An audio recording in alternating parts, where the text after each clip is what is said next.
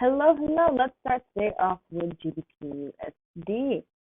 So I've already marked both the buys and the sells. I'm not going to explain much because I already did during the webinar. So our sell zone up here, our buy zone down here on H4. Okay, so what can it do?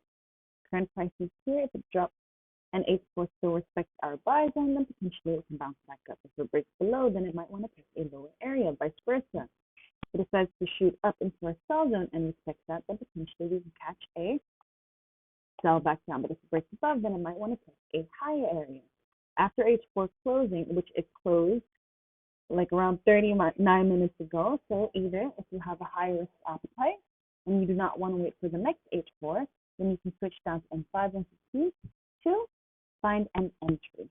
All right, but if you are a low risk trader and you're conservative with your account, then wait for the next H4 to find any setup.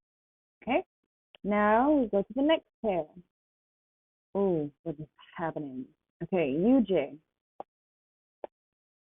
Just going to screenshot this. Okay, buy zone down below, sell zone up above. Current price over here. If it decides to climb up into our sell zone and H4 still respected, then potentially we can catch a sell down. But if it breaks above, then it might want to pick a higher area, vice versa. If it drops down into our buy zone and respects that, then potentially we can catch a buy back up. But if it breaks below, then it might want to pick a lower area. Now that you know where to find entry, it's just switching to M5 and 15 to find the setup. Where to place SL after you have entered, count 40 pips from your entry, and that will be your SL. Okay, that's a safe SL, but use proper money management and risk management.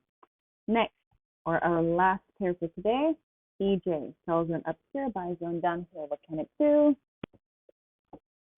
If it decides to climb up during this H4 or the next H4 to come, we wait for H4 to close. If it respects it, potentially we can catch a sell back. If it breaks above, again, it might catch a higher zone. Vice versa, if it drops down into our buy zone and respects that, then potentially we can catch a buy back up. If it breaks down below, then it might want to a lower area. Okay, where's TP? Set a TP that you are comfortable with, 10, 20, 30 pips. If you are a beginner, 20, 40, 50 pips. If you are more comfortable in holding for longer pips, and if you are comfortable with holding from zone to zone, then break the pips down into multiple TPs so you can take profit as the price goes in that direction. Okay? Oops. Lil. Thank you. So that's it for the 3 pairs.